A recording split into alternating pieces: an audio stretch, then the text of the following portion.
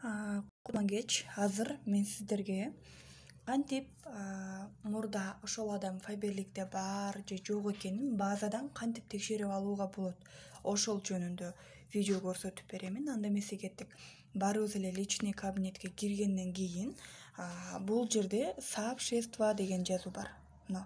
Обратный дегендин үстүндө сообщество. И ошол сообщество бөлүмүнө кирип, анан телефонуңуздарды жогору көздөй тартып, бул жерде поисковик турат, пустой. Ошол жерге өзүңүздөрдүн ошол адамды текшерем деген адамыңыздардын фамилиятын жазышыңыздар керек болот. Мен мисалы үчүн мынаны жазам.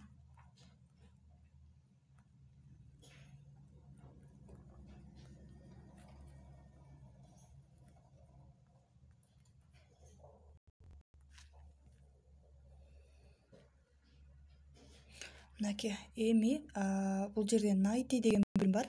Ошо найти дегенди басканыңызда сизге кайра ушундай чыгат. Эми кайра жогору көздөй кылсаңыздар, мына эгерде сиздердин адамыңыздар катталган, бул адам базадан өчө элек болсо, моундай болуп чыгып калат. Бул менин сестренкам.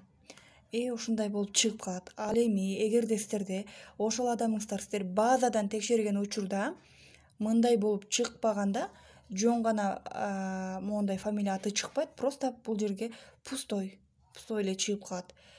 Кайра 2-3 жолу текшерип көрүңүздөр. Может, бир тамгадан ашып кетип калат, может, там дагы кичинекей тамга болушу мүмкүн, чоң тамга болуп калышы мүмкүн.